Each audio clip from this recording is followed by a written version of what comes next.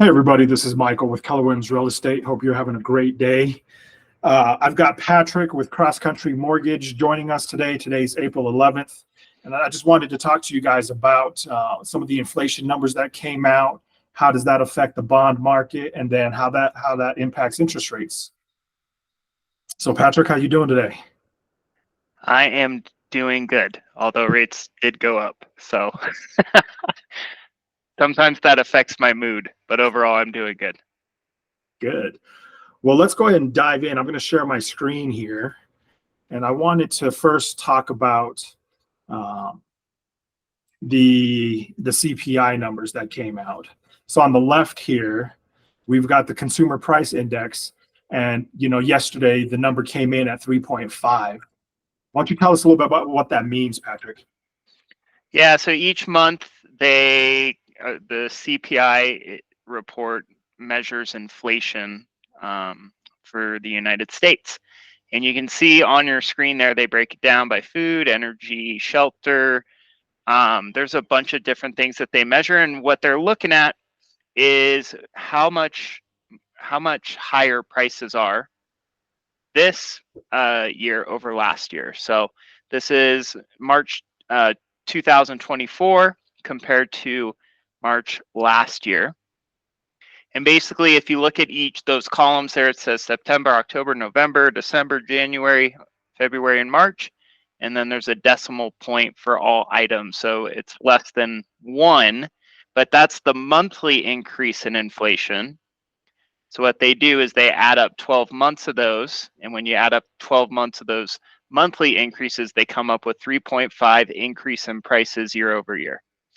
And so they measure that every single month. They'll come out with the last 12 months of inflation and add all those up. So basically, this is just telling us that prices are getting more expensive. If you look at everything you probably spend money on, prices went up about 3.5%. Got it. Makes sense. Makes sense. So now, how does the CPI number impact the bond market? So on the right side of the screen here, I've got the 10-year Treasury note pulled up, and if we look at 410 at 8:45 in the morning, when the CPI numbers came out, we see a jump here. Why don't you tell us what that means?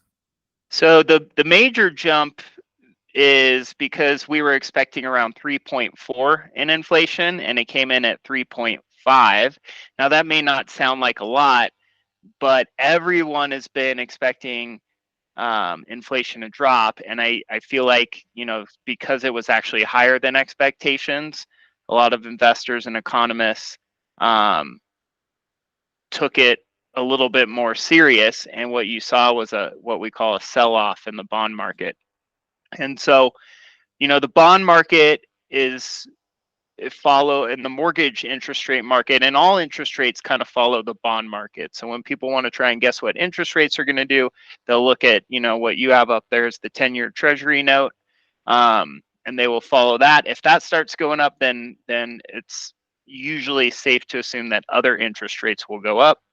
And the worst enemy of interest rates is inflation. So simple rule: if inflation is high, or anything happens that would make inflation higher, interest rates will go up. And so, yeah, you can see a pretty large jump there as soon as the inflation report came out yesterday. Got it. And what I'm going to do is I'm going to stop sharing my screen here, and I'm going to jump back to you. I think a lot of people, when we talk about interest rates and stuff like that, a lot of people think, oh, well, there's rate cuts coming. We've heard a lot of talk about, oh yeah, the Fed's going to drop rates and so forth, right?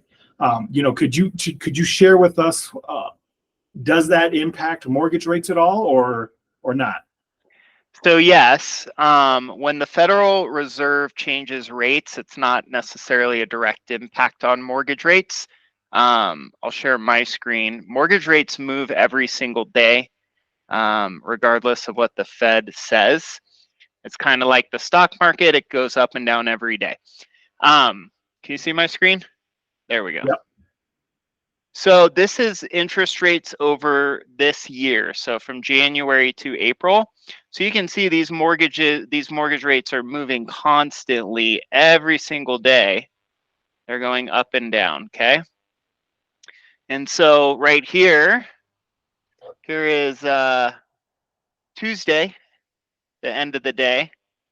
And then here is Wednesday, end of the day. They went up 0.25%, and then they're even kind of moving up a little bit higher today. But to kind of answer your question, the Federal Reserve, when you hear the Federal Reserve or the government's raising or lowering rates, the main job of the Federal Reserve is to control inflation. And so what they do to control inflation, if they want to lower inflation, they raise rates. If they think inflation is too low or the economy is slowing down, they'll actually drop rates. So that's one of their biggest roles, is to control inflation. So basically the CPI report comes out.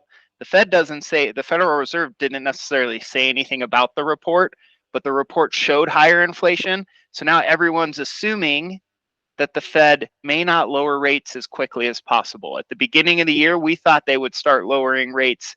There's like a 50% chance that they would have lowered them last month. There was everyone was predicting a 90% chance that they would lower them by June. They've moved that out to September now based on these higher inflation numbers.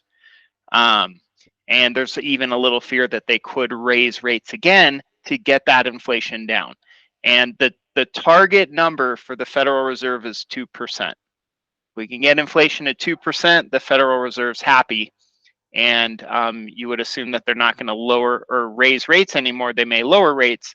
One other thing I want to show you, this is interest rates over the last 40 or so years, 45, almost 50 years.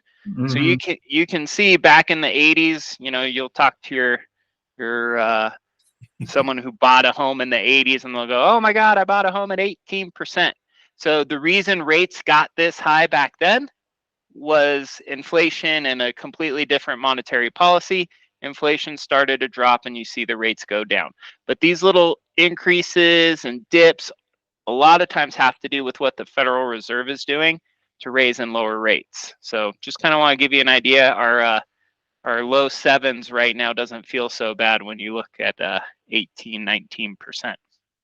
For sure, definitely. I mean, I would say it almost looks pretty in line with historical averages being between 6 and 7%. Yep. Yeah, You and I don't think we'll see 18%.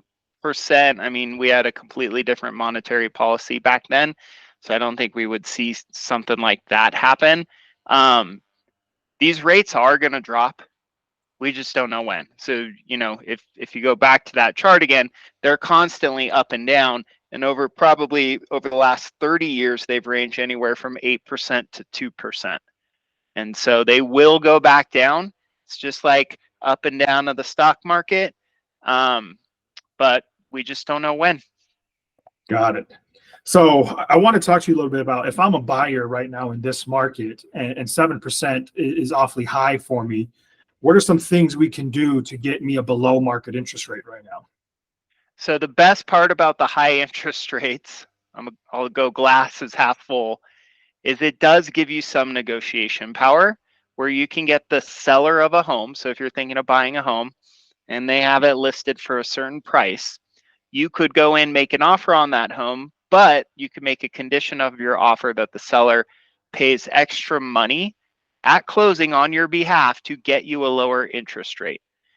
So what you may hear that called is what we call a permanent rate buy down. That's where they pay points or fees at closing to buy down your interest rate. I think, we ran numbers on someone yesterday and we could have got them into the mid to high fives with a seller paid buy down. There's also one called a temporary buy down where the seller basically gives you a discount for the first 2 or 3 years on the interest rate. So the benefit of high interest rates is you can actually negotiate with the seller. And the reason I say that, there's lots of people that are scared of the high rates and they're not even looking. So a house may be sitting on the market. I think average days on market is 30 days. So if you're out looking for a home and it's been on the market 2 or 3 weeks and it hasn't gone under contract, that seller's feeling a little nervous, a little scared. You come in, make an offer and ask for for them to pay to get you, a lower interest rate. They're probably excited to have that offer. So it gives you some negotiation power. On the flip side, when rates were 2% during COVID, complete opposite. You had no negotiation power as a buyer.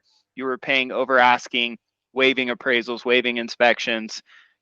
You were not getting anything from that seller. So do I want the rates to come down? Yes, but it does pose a rare opportunity where you can buy a home and negotiate. And it also poses a great opportunity for first-time home buyers who don't have a lot of down payment. So if you're not competing against people who are paying cash and making big down payments, if you're a first-time home buyer and you want to buy a home for $1,000, you can actually do that right now. Whereas when rates were low, it was near impossible. Right, definitely. Yeah, I've helped a lot of clients utilize the down payment assistance program, and then we go in there and we ask the seller to pay closing costs for the buyer, and absolutely, buyer ends up buying a home for $1,000 out of pocket. I think it's a great deal, and yeah, I agree with you. Right now is a great time for a buyer to get into a home and start paying off their own mortgage versus paying off somebody else's mortgage and being a renter. Yep. And I will tell you this, on average, we saw home values go up from March of last year to March of this year, about 5%. And we had rates at 8% in October last year. So even with rates at 7-8%, home prices still went up 5%. That means the demand was still there. There were still some people competing. So I just ask people, when these rates do drop, what do you think is going to happen to home prices then? If we went up 5% in home value with 7 and 8% rates, what's going to happen when they're 6% or 5%? We may be hopefully not as crazy as when we were in the COVID times and 2% rates, but it's definitely going to be harder to get those deals. Yep, I agree. Well, Patrick, I wanted to thank you for joining us today and educating us on how inflation impacts mortgage rates and so forth. So I Yes. appreciate you. Inflation bad, mortgage rates bad. That's all you really got to remember. There you go. Appreciate it. Thanks, Thanks. everybody. And, as always, if you guys are thinking about buying a home or selling a home, we'd love to earn your business. So give us a call. Have a good one, everybody. See ya.